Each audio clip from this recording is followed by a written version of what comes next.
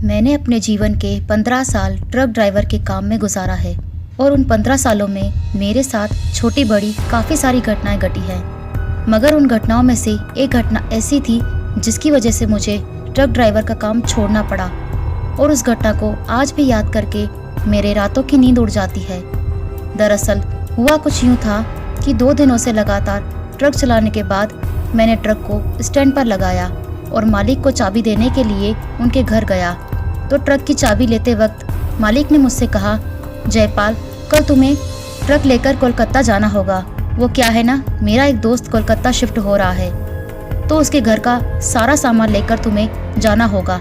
इस पर मैंने मालिक से कहा, ठीक है, पर कल सुबह नहीं, शाम को जाऊंगा क्योंकि कल सुबह मुझे कुछ काम है। और इतना बोलकर मैं अपने घर चला गया।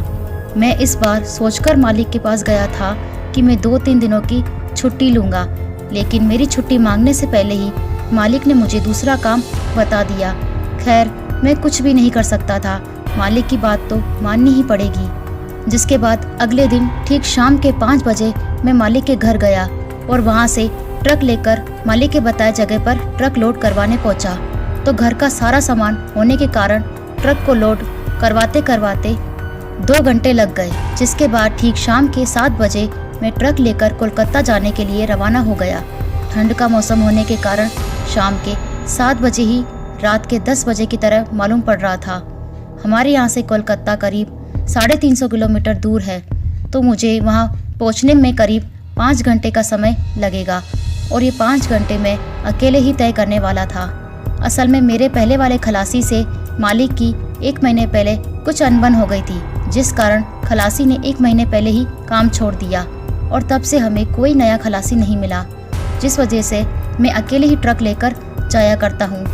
खैर, ट्रक चलाते चलाते 2 घंटे बीत गए, मुझे पता ही नहीं चला।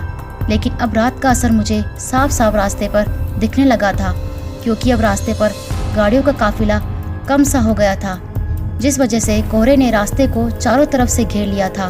वो भी इतना घना कोहरा कि मुझे ज़्यादा दूर तक कुछ भी साफ साफ नहीं दिखाई दे रहा था और अंधेरा तो पूरे रास्ते में इस कदर फैला हुआ था कि मेरी हेडलाइट की रोशनी उस अंधेरे के सामने कम पड़ रही थी। कुछ दूर इसी तरह आगे बढ़ने के बाद मैंने जब अपनी घड़ी में वक्त देखा तो रात के 9 बज रहे थे। काफ़ी देर से कुछ न खाने के कारण अब मुझे काफ़ी तेज़ भूख लगने लगी थी तो मैंने ट्रक को कुछ देर के लिए रास्ते के किनारे पर रोका और घर से लाए खाने को खाने लगा। करीब 15 मिनट बाद खाना खाने के बाद मैं वापस से ट्रक को भगाने लगा। काफी ठंड होने की वजह से मैंने ट्रक की सारी खिड़कियां बंद कर रखी थी ताकि ठंडी ठंडी हवाएं ट्रक के अंदर ना आ सके। अभी भी मैं ट्रक चला ही रहा था, तभी मुझे याद आया कि एक शॉर्टकट रास्ता है जिससे मैं 1 घंटे पहले कोलकाता पहुंच जाऊंगा। और ये सोचते ही मैंने ट्रक को उस रास्ते पर ले लिया। तो उस रास्ते पर ट्रक को लेते ही मैंने देखा कि वो रास्ता दोनों तरफ से जंगलों से घिरा हुआ है और उस रास्ते पर पहले वाले रास्ते से भी ज़्यादा अंधेरा फैला हुआ है। जंगली रास्ता होने के कारण रास्ता काफ़ी टूटा फूटा सा था। अभी मैं आगे ही बढ़ रहा था तभी मेरे ट्रक का टायर खड्डे में पड़कर उछला तो ट्रक के उछलते ही मुझे एक आवाज़ आई, अरे ट्रक ध्यान से चला वरना पीछे रखा सामान टूट जाएगा। उस आवाज़ को सुनकर मैं एकदम से चौंक गया। ये आवाज़ आई तो आई कहाँ से? ट्रक में तो मेरे अलावा और कोई भी नहीं है, लेकिन फिर भी मैं अपने अगल बगल अच्छी तरह से देखने लगा तो ट्रक में मेरे अलावा और कोई भी नहीं था। खैर, मैं इसे अपना वहम मानकर आगे बढ़ा। करीब 10 मिनट इसी तरह से ट्रक चलाने के बाद अचानक ही मेरे नाक में बीड़ी जलने की गंध आने लगी। मगर ऐसा कैसे हो सकता है? मैंने तो सारी खिड़कियां बंद कर रखी थी तो बाहर से किसी तरह की गंध नहीं आ सकती और अंदर में मैं अकेला ही हूँ तो बीड़ी जलने की गंध कहाँ से आ रही है? रहते रहते बीड़ी जलने की गंध ट्रक के कैबिन में इतनी फैल गई, मुझे सांस लेने में भी दिक्कत महसूस होने लगी। तभी मैं अपनी तरफ वाली खिड़की खोलने की सोच ही रहा था कि तभी मैंने जो देखा उसे देखकर मेरे होश उड़ गए क्योंकि मैंने देखा कि बगल वाली सीट की खिड़की अपने आप ही खुल रही है, मानो कोई अदृश्य शक्ति उस खिड़की को अपने हाथों से खोल रही हो। ये देखकर मैं काफी डर गया। अभी मेरा ध्यान उस खिड़की की तरफ ही था कि तभी एक बार फिर मेरे ट्रक का टायर खड्डे में पड़ा तो इस बार मुझे ऐसा महसूस हुआ जैसे किसी ने पीछे से मेरे गाल पर एक थप्पड़ जड़ दिया हो। और तभी मुझे पीछे से आवाज आई, कब से बोल रहा हूँ, ट्रक धीरे चला, सुनाई नहीं देता क्या? इस आवाज को दोबारा सुनकर और अपने गाल पर चाटा खाकर मैं समझ गया कि ये मेरा वहम नहीं, दाल में कुछ काला है। कि तभी मैंने जब एक बार अपनी निगाह पीछे घुमाई तो पीछे का नज़ारा देखकर मेरे हाथ पैर कांपने लगे और मेरा सर घूमने लगा, क्योंकि ठीक मेरे पीछे एक बुजुर्ग आदमी बैठा था जिसकी शक्ल मौत से भी ज़्यादा डरावनी थी और उस आदमी की आंखों की पुतलियाँ भी नहीं थी।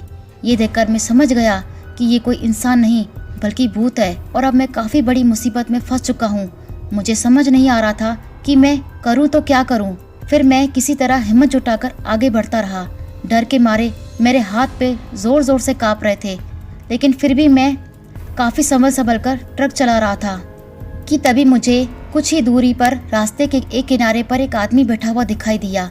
उस आदमी को देखकर मैंने मन ही मन कहा, अब बचने का बस एक ही उपाय है कि मैं ट्रक को उस आदमी के करीब रोककर भागता हूँ, फिर उस आदमी के पास चला जाऊंगा तो शायद बच जाऊंगा। और ऐसा ही हुआ। मैंने ट्रक को ठीक उस आदमी के करीब रोका और ट्रक से कूदकर भागता हुआ उस आदमी के पास गया तो मुझे इतना डरा हुआ देखकर उस आदमी ने कहा, क्या हुआ भाई साहब, आप इतना काँप क्यों रहे हो? इस पर मैंने अपनी पूरी आबीती उस आदमी को बताई तो मेरी पूरी बात सुनने के बाद उस आदमी ने कहा, दरअसल जो सारा सामान आप अपने ट्रक में लाद कर ले जा रहे हो वो सारा सामान इसी भूत का है, क्योंकि आज से 1 महीने पहले उस घर में, यानी कि जिस घर से आप सामान लोड करके ले जा रहे हो, उस घर में एक बूढ़ा बाप, बेटा और बहू रहते थे। न जाने क्यों बेटा और बाप में जमती नहीं थी, जिस कारण आए दिन उनके घर में कलेश होता रहता था। फिर एक दिन अचानक बेटा और बहू अपने बूढ़े पिता को छोड़कर चले गए, जिससे वो बूढ़ा बाप काफी सदमे में रहने लगा और आखिरकार एक दिन उस बूढ़े बाप ने उसी घर में खुदकुशी कर ली। यह खबर पाते ही बेटा घर आया और अपने बाप का अंतिम संस्कार करके उस घर का सारा सामान नए घर में ट्रांसफर कराने के लिए आपका ट्रक चुना। उस आदमी की ये बात सुनकर मेरे जहन में एक सवाल ने दस्तक दी कि आखिर इस आदमी को इतना सब कैसे पता। मैं तो अपने शहर से 250 किलोमीटर दूर हूँ और वो घर भी तो मेरे ही शहर में है। इस सवाल को मैं ज्यादा देर तक अपने जहन में नहीं रख सका, जिस पर मैंने उस आदमी से पूछते हुए कहा, लेकिन इतना सब आपको कैसे पता? मेरे ये पूछते ही उस आदमी ने जवाब दिया। उस जवाब को सुनकर मेरा कांपता शरीर और जोर जोर से कांपने लगा, क्योंकि उस आदमी ने कहा, मैं भी एक भूत ही हूँ। 1 साल पहले आगे इसी जगह पर ट्रक के चपेट में आकर मर गया था। इतना बोलते ही उस आदमी का पूरा शरीर एकदम से बदल गया और देखते ही देखते उसका पूरा शरीर कुचला हुआ सा नजर आने लगा। अब मैं समझ गया था कि अब मैं नहीं बच पाऊंगा। फिर भी मैं हिम्मत जुटाकर वहां से भागा और भागता हुआ सीधे एक बस्ती चला गया और पूरी रात उसी बस्ती में गुजारने के बाद सुबह होते ही अपने ट्रक के पास लौटा। तो दोस्तों, आज की कहानी में बस इतना ही। अगर आपको ये स्टोरी अच्छी लगी हो तो प्लीज वीडियो को लाइक करें, कमेंट करें और शेयर करें, और हाँ, सब्सक्राइब करना ना भूलें। अगर आपके साथ भी कोई रियल हॉरर इंसिडेंट हुआ है जिसे आप मेरे चैनल पर शेयर करना चाहते हैं तो आप अपनी स्टोरी टाइप करके मुझे ईमेल से सेंड कर सकते हैं।